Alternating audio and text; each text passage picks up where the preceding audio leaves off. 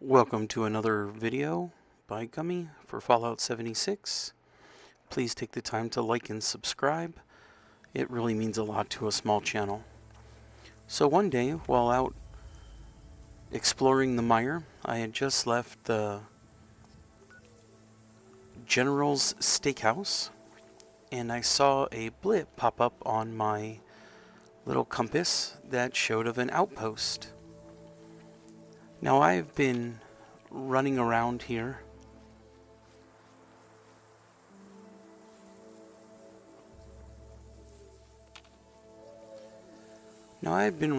the mire exploring and found that there are a lot of Brotherhood of Steel items that are around.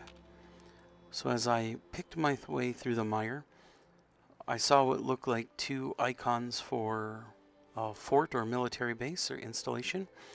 And this is Brotherhood of Steel country, and they have a lot of cool tech to pick over and find.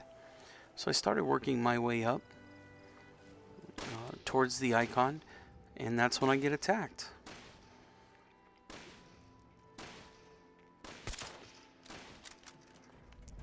Now I'm still really low on ammo at this point because I've been out and about and haven't been back to my camp to reload or replenish my supply, and I hadn't found a tinker bench in a while. So using my sniper rifle, I kind of pick my way through until this robo-brain comes over and decides to make my day a mess.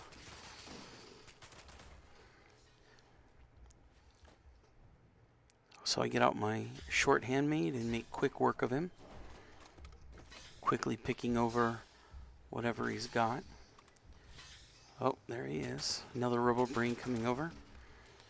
And whenever they're in this smoke, it's really hard to hit them. So you just kind of got to watch them. I look for my crosshairs to light up red and then just unload on the guy. So now I've reached Firebase LT. I'm still trying to make quick work of these robo-brains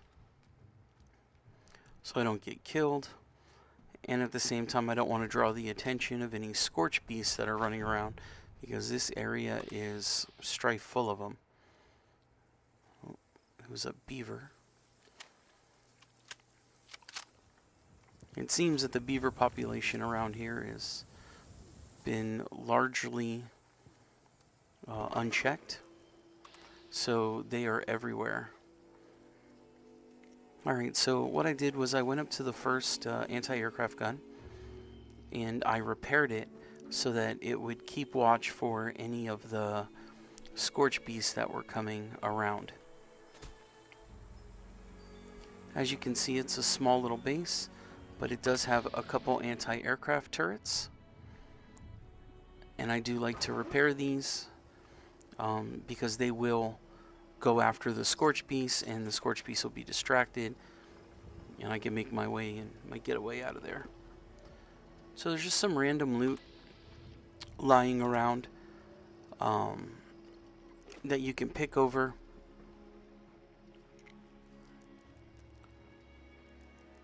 At this point I was really over encumbered, so I didn't want to take a bunch of extra stuff, although I did pick up, weapons, grenades,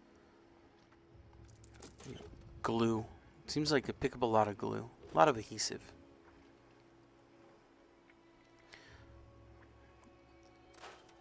And then I went through the weapons workbench, start taking care of all any extra weapons I might have that I want to get rid of.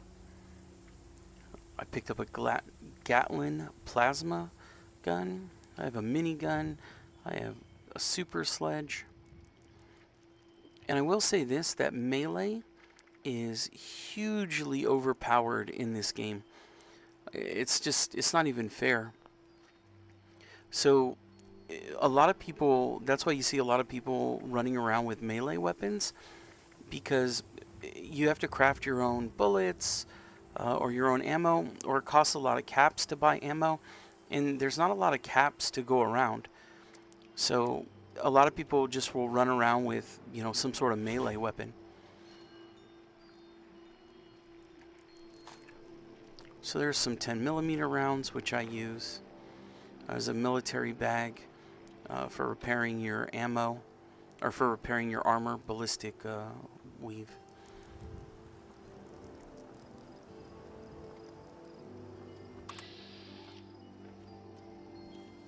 A lot of times when I find these little camps, there'll always be something that will pop up.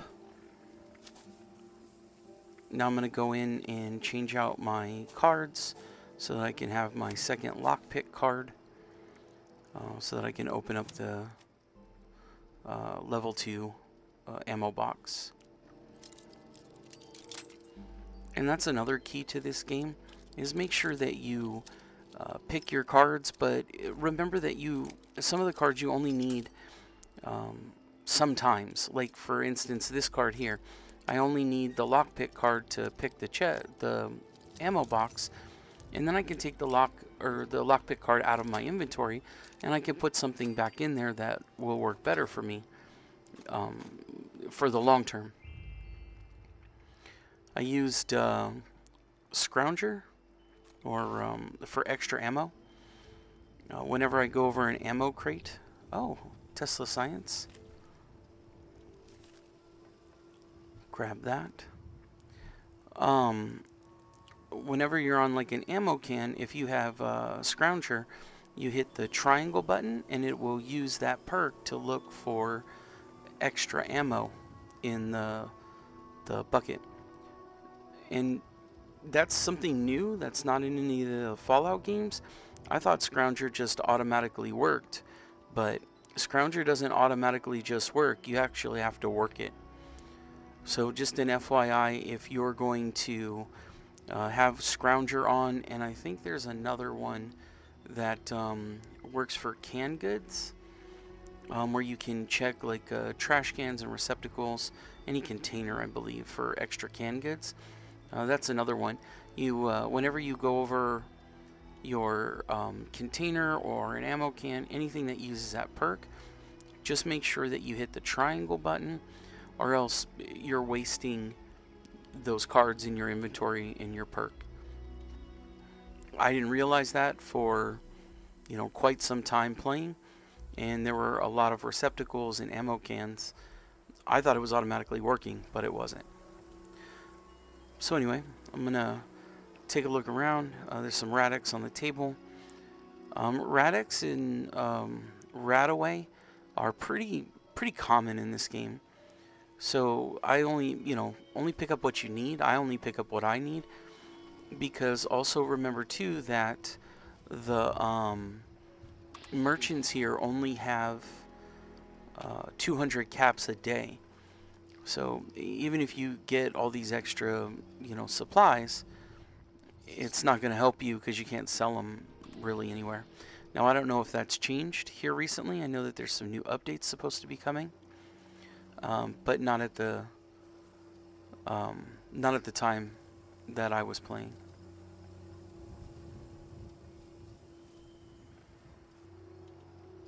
So as you can see, it's just a small little base. Looks like they had set up here. Just right behind the General Steakhouse, north of Watoga.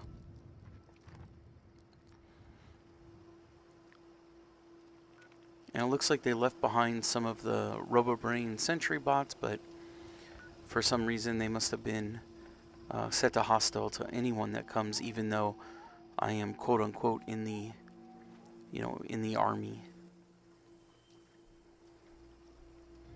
So that should have overridden their hostilityness towards me and made it easier.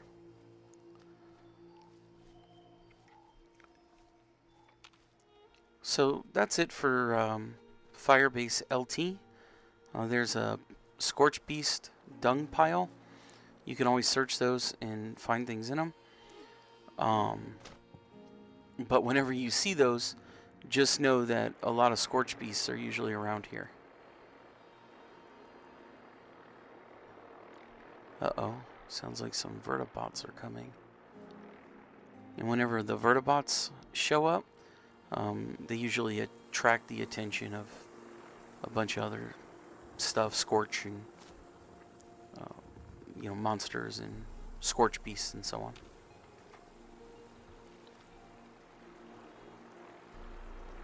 Also, when you're running in the mire in these through like these open lands, they're not really open as you would think. As you can see, there's deep crevices that develop in the land where it's been eroded away by water. Well, sometimes if you're not checking, you'll run into a fissure site, and the next thing you know, you'll fall in, and it'll kill you instantly. So it's like being irradiated immediately as soon as you fall in.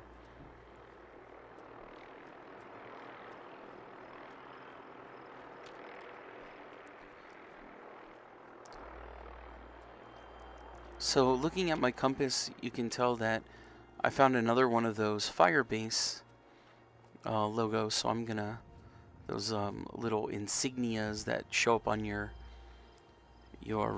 compass. So I'm heading towards that one now.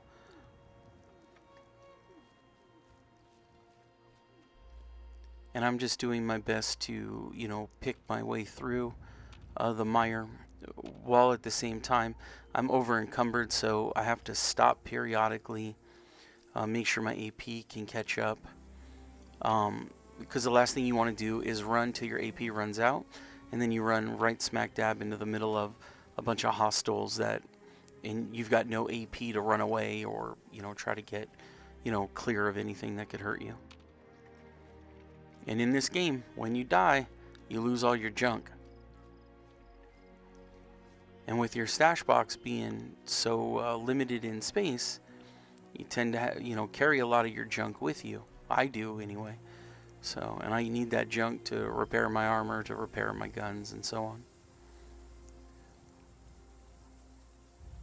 Yeah, it seems like a lot of the conditioning on weapons, it's depending on the gun that you use, it could be real low, which means it'll break all the time. Oh, what is that? I thought I saw something. Oh, there it looks like it. See, if you fall into these things, sometimes you can't even jump out of them. Oh, I thought that was an egg or something at first. Just a rock.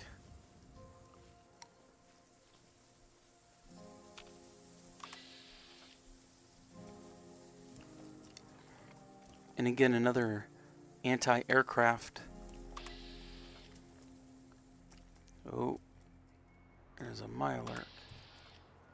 Oh yeah, I see him. Alright, looks like only those two.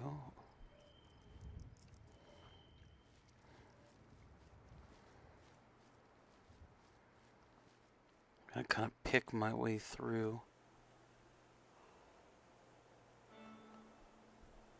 Want to get into a position I can hit him. There we go.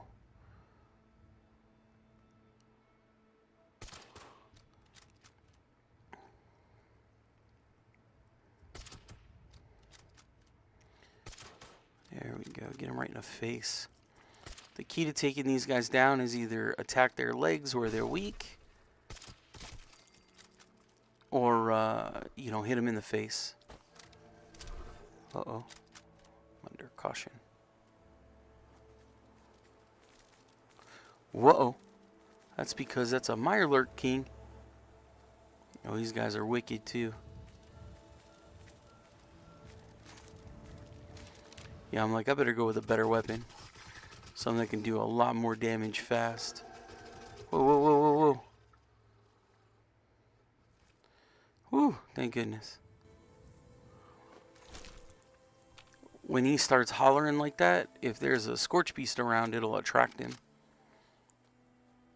So then on top of fighting off a Mirelurk King, you're going to end up fighting off a Scorch Beast as well.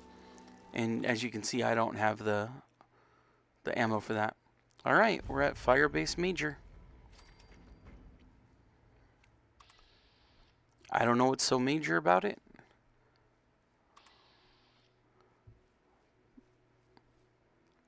So here it looks like the crevices in the ravine are real deep. So I'm just trying to kind of slowly pick my way across. And there's some bridges that are here. So if you just look as you go, you'll see them. Oh, there's a plan. Motion assist for the T60 power armor. Switch up my cards again.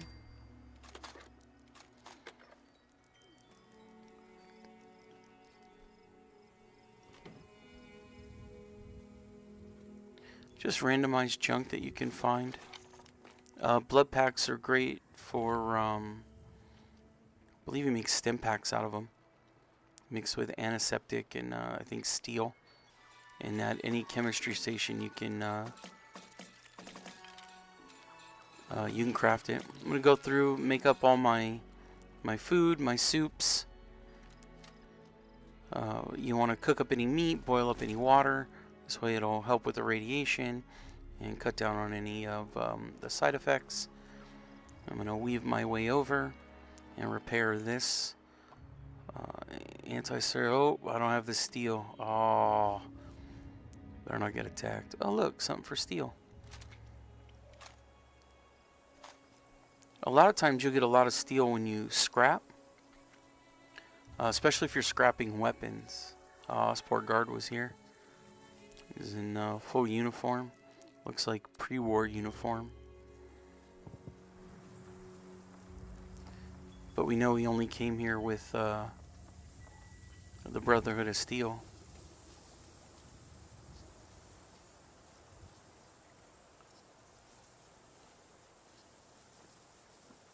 And sometimes when you're out, oh, look at that. Hallucinogen canister. Those things make great grenades. You can craft grenades at your tinker shop with those. Drives everyone insane when you throw it into a crowd of enemies. And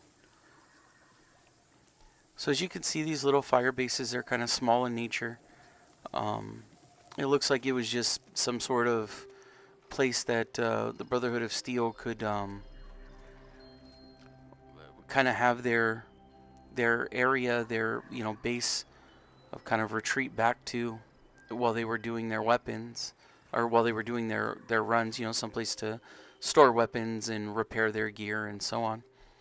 But while you're out wandering around in the mire like this, you will begin to notice that there's a lot less workbenches and crafting stuff. So whenever you do find a workbench, whenever you do craft something, I do recommend that you, or whenever you run by a workbench or whatever, I do recommend that you scrap all your junk, that you scrap any unwanted weapons that you don't need to unlock any kind of mods that you're looking for.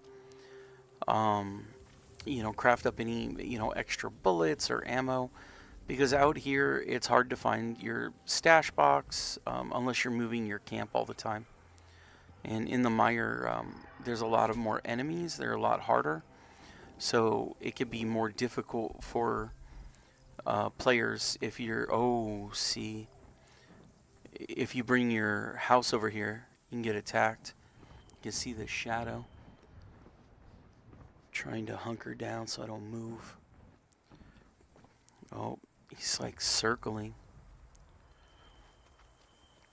Oh, these things have, it's like a real bat. These things can, there we go, get hung up on these crazy vines while I'm trying to sneak away.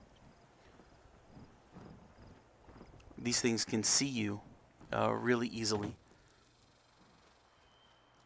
And once they latch onto your scent, they pretty much stay on it.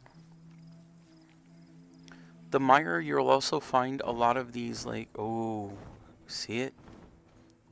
Look at that. The mire, you'll find a lot of harder enemies, crazy vines. It definitely looks like it was affected a lot more here. And I'm not sure why. If anyone knows why, leave a comment in the section below and let me know why you think that the mire looks so much more scarier than, let's say, like, what is that? Oh, don't shoot it. Oh no. Alright, I'm going to use this as my opportunity to sneak out of here. I'm going to get down inside the canal and kind of work my way out as I try to make my way out of this area. So if anyone knows why the mire looks so much worse than anywhere else, I would love to hear what your theories are or what kind of lore you've heard. It would be nice to know why this area seems to be so much more affected than some of the other areas. We see over by Morgantown, it's not that bad. Still has a lot of greenery and everything, but over here, everything looks crazy. Oh, it's a fissure over there. It's where they come from. So the Scorch Beasts, lore has it that they actually come up out of the ground. They're bats. They've been inundated, with radiation. And I think it's the FEV virus or a version thereof. And they've been turned into these giant predators.